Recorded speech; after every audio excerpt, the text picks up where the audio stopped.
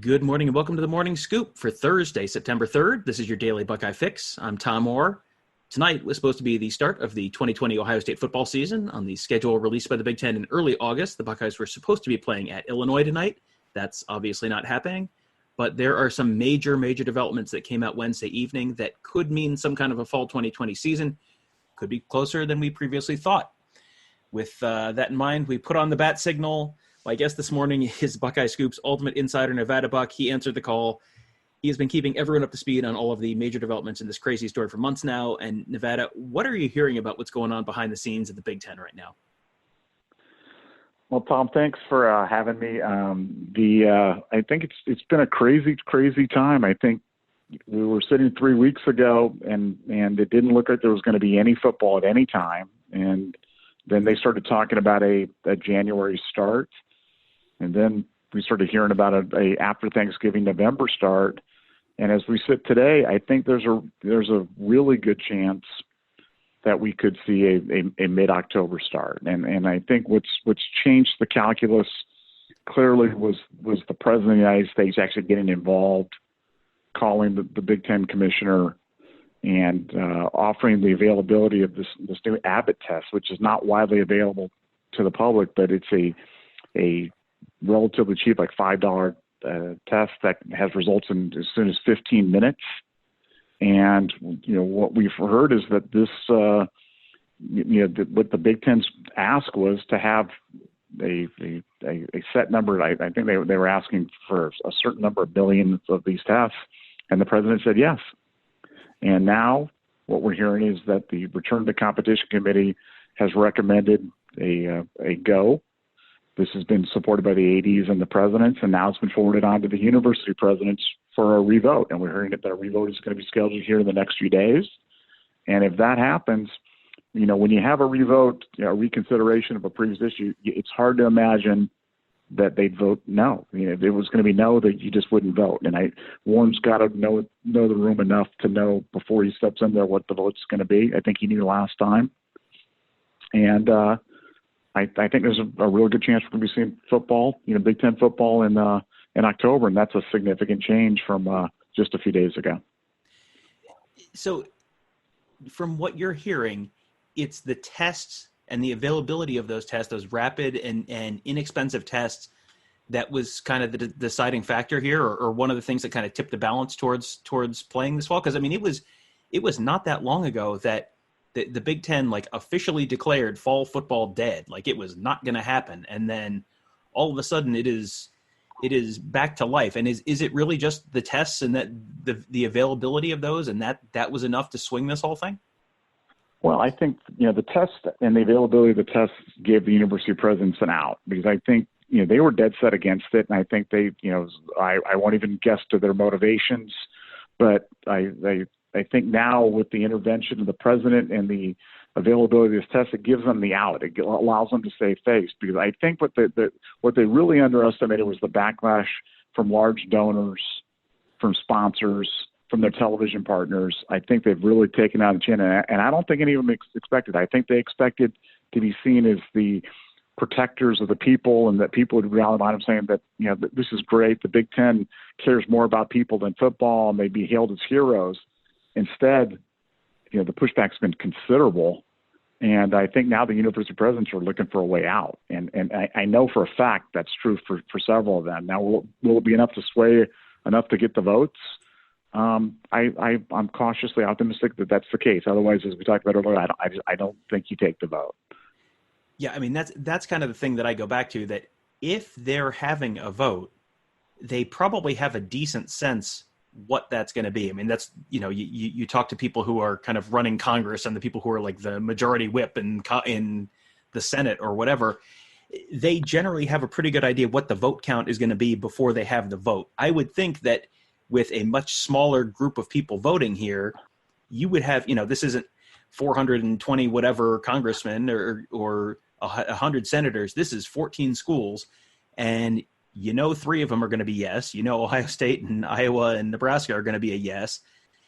I would think that they would have to have a pretty good sense, because if they come out and vote no again, I mean, that's going to be however angry people are now, if they come out and vote no again, I think that's torches and pitchforks time probably in a few Midwestern cities.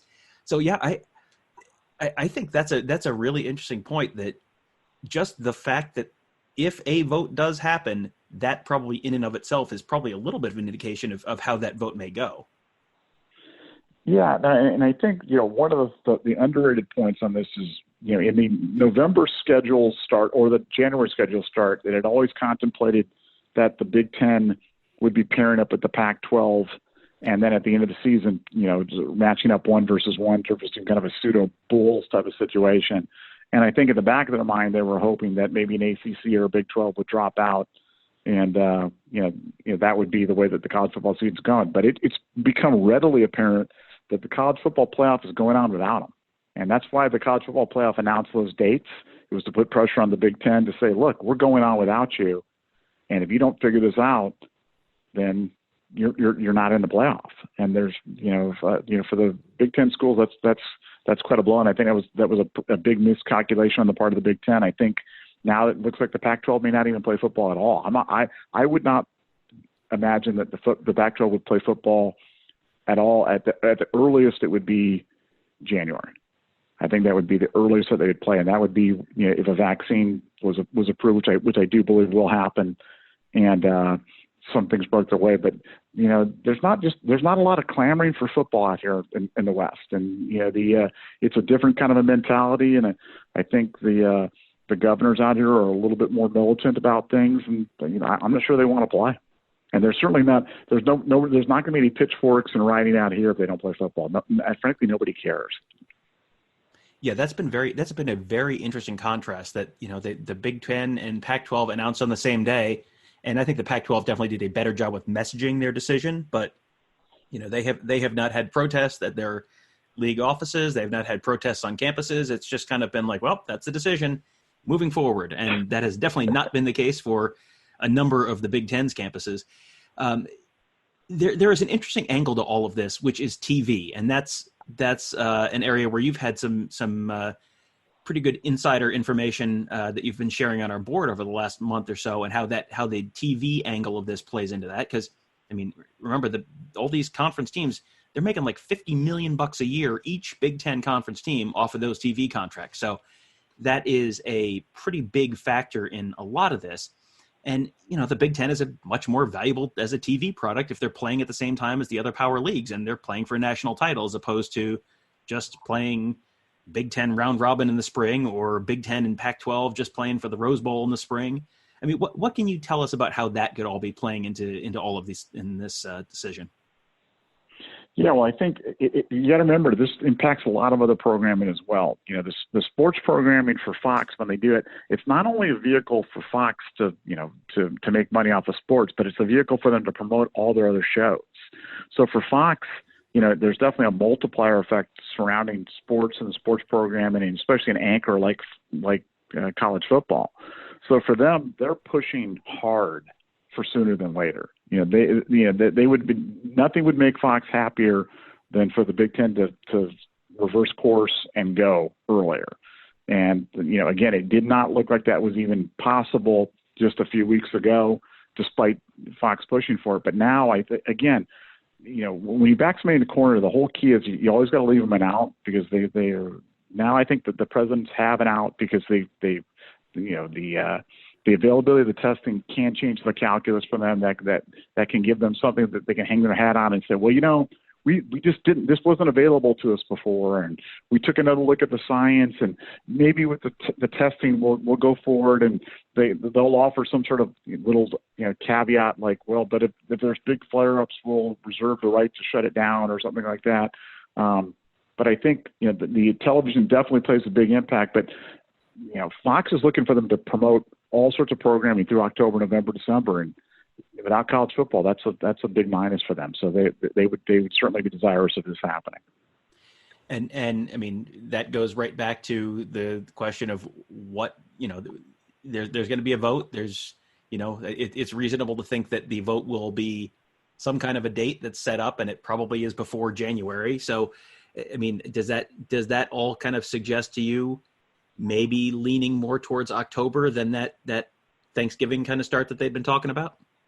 Yeah, it's so hard, Tom. It's so hard. I want to believe, and I'm trying to keep my emotions in check, and from going with that and really believing, because the Big Ten's thrown us some curveballs up until now, and I just, I'm not sure if that's my head or my heart saying that, but I really think that's a possibility. But I said if you had gun to my head right now, I'd still say it's after November. I think that probably just makes more sense. But there's certainly a lot happening. There's certainly a will from a lot of people to make this happen sooner.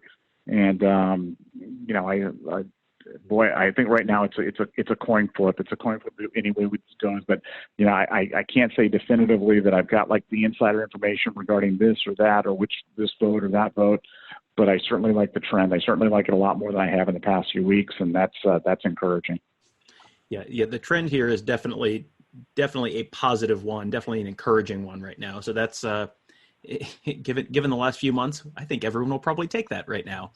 One last thing before we let you go. You are running something new at Buckeye Scoop on Sunday. This is open to anyone, not just members. It starts this Sunday, and people can win some really incredible prizes. Let people know what that is and how they can join. Yeah, we've got a trivia competition that's going to be going on. It's going to be weekly trivia contest, and it's we're pretty excited about this because it's going to test your Ohio State knowledge. And for all those Ohio State fans out there that think they know a little bit about Ohio State football, this is a good chance to prove it. It's going to be one of those real-time type of competitions, so you have to log in at 8 p.m. Eastern on Sunday night. You can go to our Twitter page and find the link. All you have to do to sign up is enter your email address. There's nothing. It doesn't cost anything. It's free to enter. It's 8 p.m. this Sunday is the first one, and first prize in this is $100 cash, which is great. But on top of that, we've thrown in a limited edition autographed Dwayne Haskins rookie football card, which really could take on considerable value in the future, as well as bragging rights that you're the smartest Ohio State fan around. So we're really excited about this. The response has already been kind of overwhelming. So I'm telling people, sign up early, reserve your spot. Free to enter. Go to BuckeyeScoopTwitter.com. You can find the sign up page and click the link, and you can sign up. And it takes you about 4 seconds to do it, but it's going to be well worth your while. Sunday at 8 p.m. We're going to have a lot of fun with that, and that's going to be a weekly feature at the Scoop, and look forward to everybody participating and having some fun. And that Dwayne Haskins rookie card may be a little more valuable than it was 48 hours ago. He was just named the starting quarterback for Washington this fall, so that's he's off to a pretty good start as an NFL player. Well, Nevada, thank you for joining us. And boy, this is if you are not a member of Buckeye Scoop, this is the week to do it, because if this vote happens and a fall season happens, we could be on the verge of one of the most exciting and unexpected autumns in the history of the state of Ohio. I don't mean to be hyperbolic, but holy smokes, that would be incredible. So sign up today at BuckeyeScoop.com. You will get all of our insider reports, full access to our Ask the Insiders board, all of our incredible content. You get a month for the price of a lousy chain store pizza. And friends, this is looking like it could be a very, very interesting week to have a front row seat for everything happening inside the Ohio State football program. That is all at BuckeyeScoop.com. Thank you guys for listening. Have a great day. We will talk to you tomorrow.